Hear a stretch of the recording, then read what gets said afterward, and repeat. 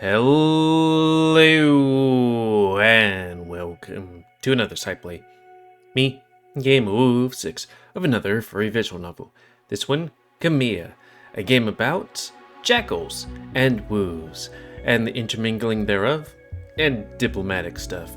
Now I know that we did a Let's Play thing of this a while ago, which ended with us getting to Khemia, but I think they redid this, well, they did redo this thing because they started the project and then kind of had on hiatus for like a hot minute. But now we're Khemia too. Oh wait, you can see the number down there. Hyena. So anyways, before we start, if you're interested in playing this game, you can get it free on itch.io and maybe their Patreon. I was kind of wondering, but they do have a number 2 there. Though it doesn't look like they changed their illustrations there. Or maybe they did, and I didn't see. Anyways, reset face. Oh, and they changed the story, which is, why we're redoing this. And start. Boop.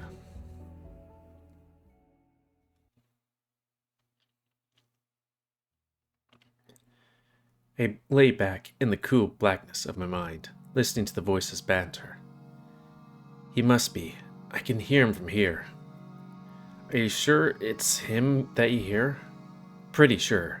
Dark bluish fur, cream-colored front, ear tips, and muzzle. He just described 500,000 wolves on Adastra. Corrective lenses as well. It's nice. A sort of half meditation that my mindfulness teacher once taught me several years ago. Thoughts that come unbidden into the mind are not uncommon during meditation, though this time it's quite different. Usually, thoughts don't have clear purpose and offer little insight unless one delves into implied and likely non-existent meanings. So, what is your explanation?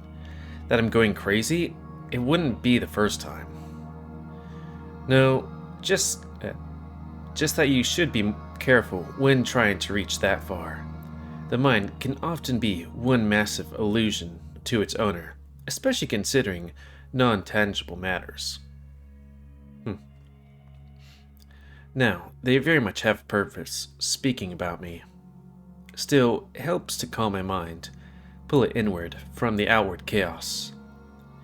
It helps me forget the responsibilities that rest on my shoulders. They mainly rest on my mentor's shoulder, but in turn, he rests upon mine. His mind, it's not sound, it's been altered. That's a common feature for likes of you, or those likes. I frown, feeling as if these voices are being rather rude now, but I try to avoid the distraction. I don't know why I keep biting my tongue on the same place. It's not swollen, ooh. Focus. Instead, I admire the way I'm able to isolate my mind in a place such as this. For many months afterwards, setting foot within these walls, or even on campus grounds, would fill me with such dread. I simply could not function properly. Now, I imagine that instant, a sphere of suffering and shock, to be in a different place and time and space, floating in nothingness. Awe Wani, I feel it. I feel my focus falter again, hearing the vaguely sounds Khemian, almost like the word for pain, almost like the word for pain. The altered suffix indicates something less solid, more ethereal. See, he hears me. Don't alert him to our presence. So now you believe me? Besides, he is already alert. He's just ignoring us. Like I said, he's gifted. But fine, you can relax. I'll stop. Focus. I instead ponder why my mind might be thinking of pain, and then imagery, visceral and vivid flashes through my mind's eye. Those events are 3 years behind me now. Not only that, but the point in space in which the rides occurred is billions of kilometers behind me. At least when you're taking into account that planets fly through space. that small sphere adrift in time and space, a dark void that I shall never return to. And it continues to move away from our galaxy, spins through the ever-expanding universe. The halls of the university are only an illusion of a constant space. Rather, we are at different point in the universe at every moment we exist, whether that be at home, school, or on a diplomatic mission to Khemia. Therefore, I am free from that moment and that place. Now, I am in a clean space, and that's true for every moment I exist. That's exactly the kind of space I need to exist in mentally. Especially if I want to keep this assignment. The type of assignment I've wanted my whole life. The exact one I had known such an opportunity would exist. If I'd known such an opportunity. A sound mind is one of my most important assets. The past is the past. And yet, the framing of the space is constant. The marble, the statues, the lecture halls. These were all there when it happened, and they're here now. So, is it really clean? Stone does not live, therefore, it cannot witness. It cannot be corrupted like the minds of sapients. But is that even true? I realize my meditation is veering off course, but it's easy to be distracted when you're lying on a marble bench and your head is beginning to ache. It follows him. I know.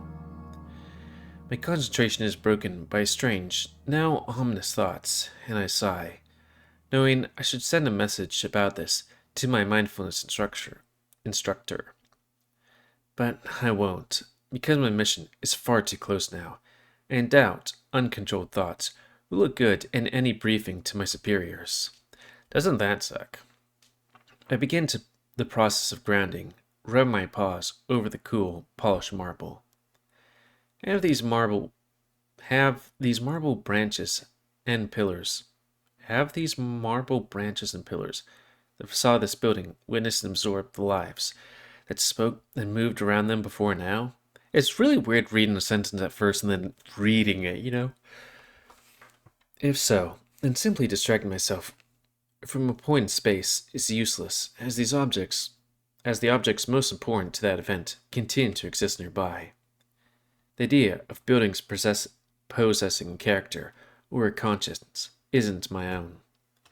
Over a year ago, my instructor in the architecture had said that long-lasting structures assume identities more distinct than the people who built them, especially this time. We witnessed it. We saw you bleed because of them.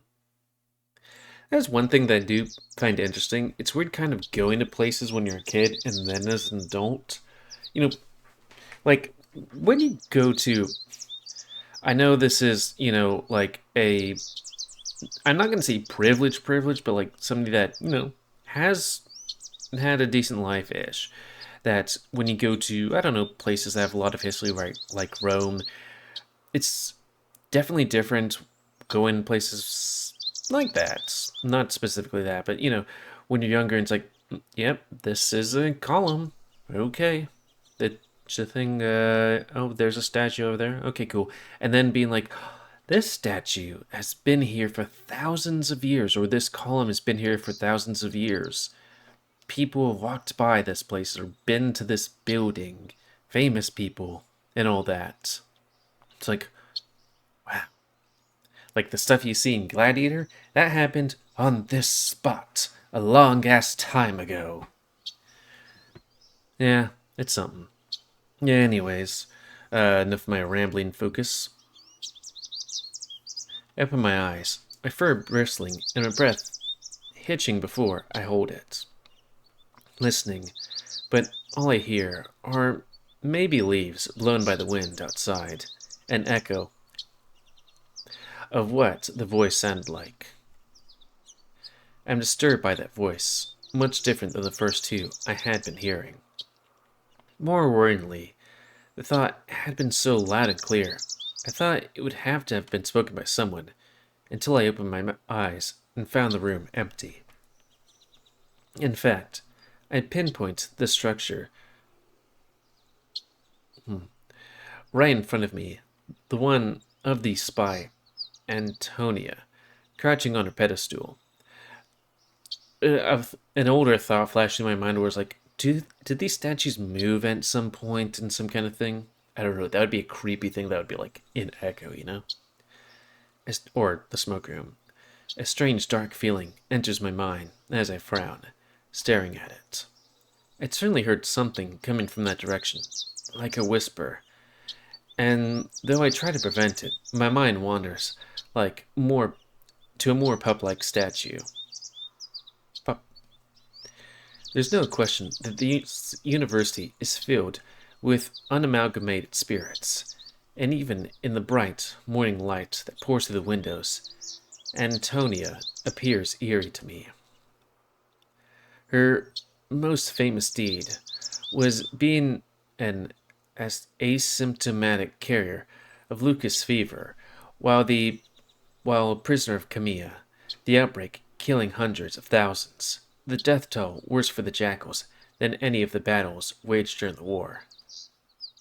If any statue is haunted, it's likely hers, and as I move to sit up, she seems to follow me with her gaze.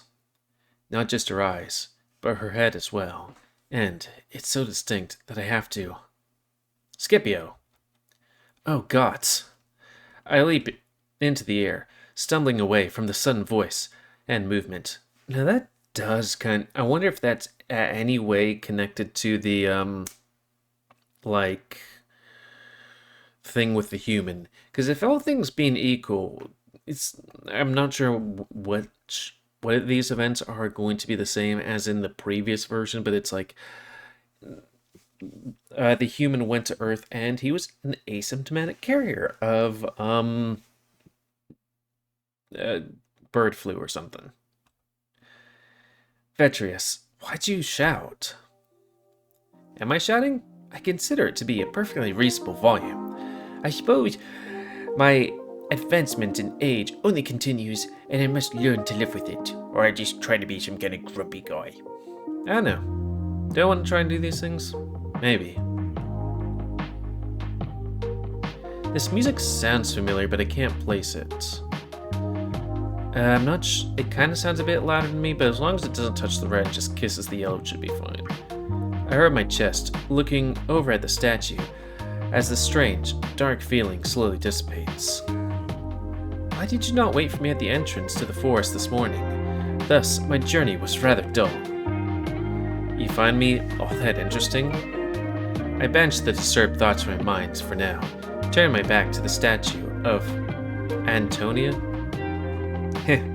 Well, I do know that you've managed to capture the most full attention of the Flower Jacko over the past few months. He is most interesting. Yet you insult him in the same breath. Of course, that was the reason, considering our conversations always turned towards that jackal. He is a jackal and a flower. What of it?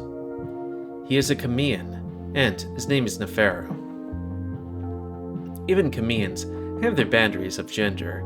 That jackal seems just as happy to be treated as a woman as he is a man. Now, I'm wondering if they're meaning in a, sex and stuff, or if they're meaning like, I don't know, making him a bit more effeminate.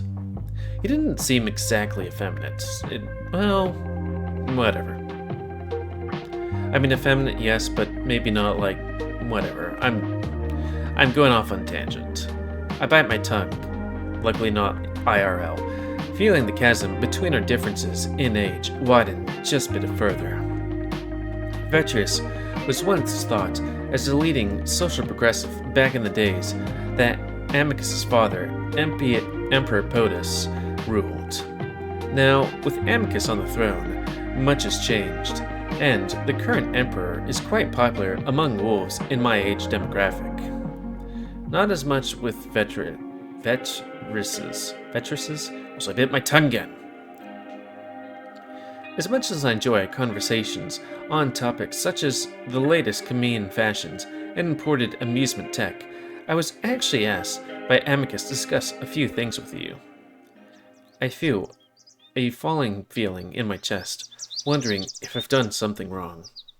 2 years ago, Vetrius had picked his top 3 students of Khemian history, language, and culture to train and compete to become his assistant and backup for his mission. I had been one of them, and just last week, I was officially chosen by both Amicus and Vetrius. This despite the fact that I was solidly middling between the other 2 students in our academic marks. Carbo would have been the one to go, able to speak almost unaccented Khemian, and he always knew the answer about Khemian history. I had realized that no matter how much I studied, he would always be ahead. My recent, almost desperate attempts to stand out had ended up paying off. When I'd been chosen, I was certain it was a dream, and now I wonder if reality is about to catch up with me. It had probably been clear over the past few years that my mind hasn't always been the present. Let's discuss this in your study, Scipio. Oh, right, that's his name. It's so very close by. I nod and follow, trying to keep my expression neutral as to avoid embarrassments, no matter which way this discussion leads. And look, it's a thing. And his face is covered by a conveniently placed globe, though if the people of this game were British, they would have his face reflected in a mirror, because of course they would.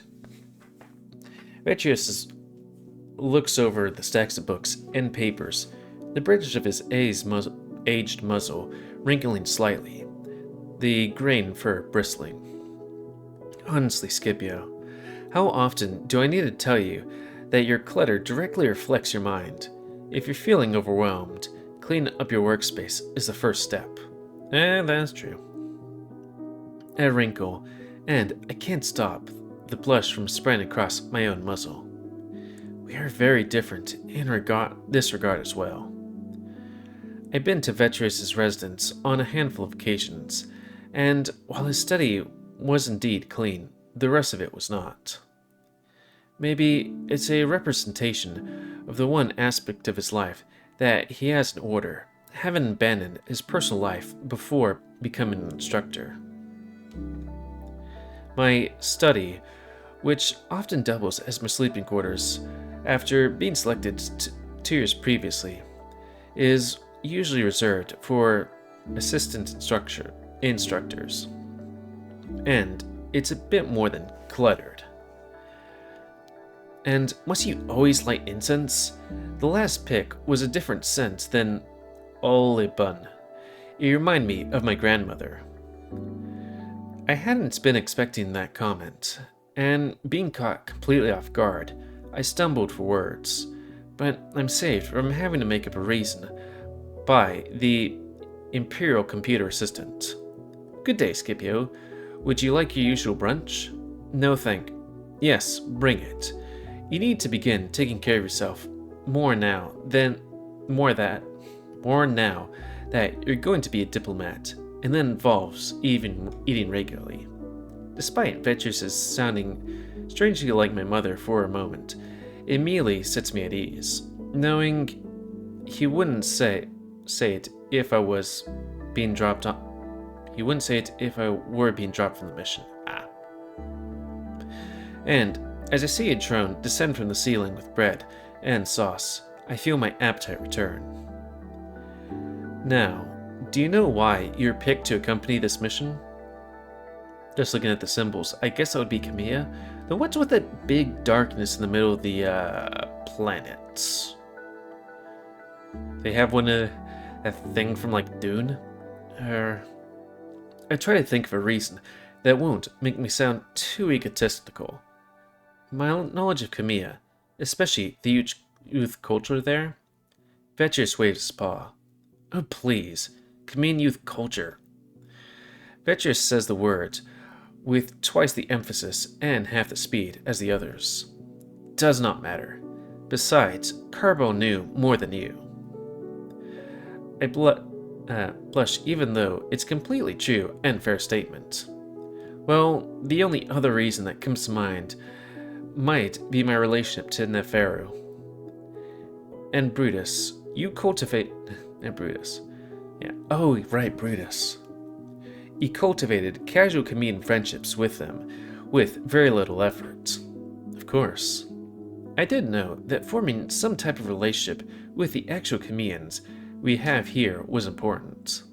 Over the past year, I made time to speak with them after each of our meetings, making sure to casually greet them and engage in causerie, which I knew Vetrius and Amicus took notice of. Causerie. While Carbo usually had his nose in the book, I was talking to real Khemians in a casual and friendly way. I wouldn't say that I know them as well as the few wolves I've considered my friends over the years, but I needed some type of advantage over Carbo. He's Carbo loading. Sorry.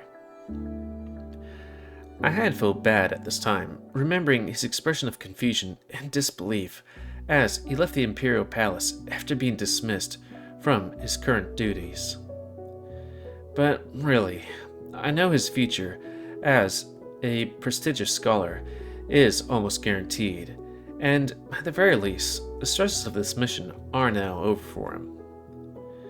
Now, it seems I need to focus on even more on interacting with these Khemians, and it only makes sense considering the main mission is to expand Adastran relations with Khemia. Where did you learn to do that, by the way? Vetrius's eyes me casually as I arranged the plate amongst the scatterings of books and Khemian tech. I mean, it's not too difficult, it's very difficult for a wolf. Casual friendships only create opportunity for casual portrayals. However, he glances at me from under his bushy brows. It provides opportunity for the casual gathering of intelligence as well. I feel my stomach turning again. Despite knowing this would be part of my assignment as a diplomat, it doesn't mean I'm eager to do it. Still, the topic hadn't ever really come up, and with the departure date apparently nearing faster than expected, I'd hoped that would somehow be exempt. You want me to spy? I say it evenly. In a way, I hope doesn't betray my hesitance and lack of confidence as well. Oh, you want me to spy. Because it's like, how I read it wouldn't be right. Amicus would simply like for you to keep an eye on them. As we know by now, Khemian's bluntness is a myth. And we can never be sure of their true intentions. I was gonna be like, wait, but he was very forward, but I guess he is also, Neferu Sly also got a commission with Neferu, which was hot. Ooh.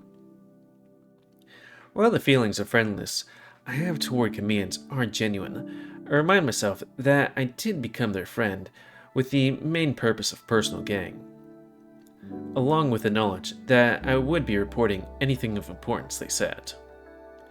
I must admit that academia is my strong point, Vetrius. I'm not sure. You accepted this position of a diplomat. Thus, you accepted the responsibility to gather intelligence for your emperor. It is part of your many responsibilities now. Of course, teacher, but where do I even start? I'm not trained in espionage. Shouldn't there be more time for me to train in such a thing? Don't ask me. I'm simply a part-time teacher and full-time advisor to the Emperor of Khemian politics and culture. Yeah. He only wanted me to prepare you mentally. It feels like a completely different discipline. Vetrius waves his paw again. The reason you're not formally trained in spying is because this type of spying is merely information gathering, through individual relationships and large networks. That makes you feel a bit better. I see. As far as I know, the real spies, who I imagine are being trained now, though again, I wouldn't know, come along once regular relations have been established. In the meantime, this casual espionage will do, keeping your enemies close, as they say. And no, I'm not saying they're enemies personally, but you understand. I think as I chew on the bread slowly, and the tangy sauce reminded me of how hungry I am. Do you feel you're up to the task? A target like Nefer should be a lucrative one. And there's the guy. I smile. With bread. Of course. I did accept this position, like you said. However, Neferu is smarter than he'd have you believe. I doubt he'll give away anything important. Oh no. That jackal's head is full of sand. Wait, oh no, yeah. Even the Emperor has publicly said so. I know that is... I just want taking this whole background here. Because it's nice to actually just take a look at all the illustrations. And just look throughout all them and stinking reading yawns. I know that it is most definitely isn't, but I suppose that's why I'm the one who's meant to spy on him. And Brutus is even more guarded. He's a trained negotiator and seasoned diplomat. Veturius laughs at me. With his informal and coarse nature, I doubt it. But remember, Neferu is the main target. Now, I have to stop myself from laughing at my own mentor. Have you not considered that they're planning them so as to spy on us? That gives my teacher pause, then he shrugs. If they are, then there are some serious issues in the uppermost echelons of Khemian power. Besides, everyone knows the Pharaoh sent him here as a form of punishment. I mean, he hates his son so much, he sets him up to live in the same place with a general from the last war. A general that would, unsurprisingly, kick his balls into orbit. Ha! I sigh, feeling sorry for the jackal, like I always do when I remember that event, immortalized by the drone footage. A reminder that your meeting with the Emperor begins in approximately 10 minutes. Please be present and ready in the lecture hall 1. Veturius watches me as I eat the rest of the loaf of bread quickly. Also, start becoming more conscious of what you consume and consider some exercise. The jackal seems to lean toward fit body types. Okay. You're fine as you are now, but you're nearing the age where it might start to slip. I know that feeling. I gained 5 pounds recently, and also going to the gym for the first time in a hot minute, it's like, ooh, I don't have the stamina that I had a month or 2 ago. I'm gonna have to train harder. But anyways, really? Because, like, as far as I remember in the previous game, Adastra, it was, Amicus, and he has more of a dad bod, let's say. He's got a gut. That almost makes me choke. Hoping my ears don't betray the embarrassment I feel at hearing my mentor say such things about my own body. Especially considering he is the one to insist that I eat in the first place. I think with this scene change here, we are going to call it... God. It's... I haven't heard the music for a hot minute. Like, I've heard it after I played the game, but I just kind of want to see how far back I played it. Because I remember when I started it, like, it seemed alright, and then I kind of got really into it, but also that was when I wasn't actually reading visual novels, I was just listening to them. Well, I was reading them in my head, but not out loud, you know? And, like, I kind of lost my train of thought, but yeah, like, I remember finishing that game and being like, the next day I was emotionally bad.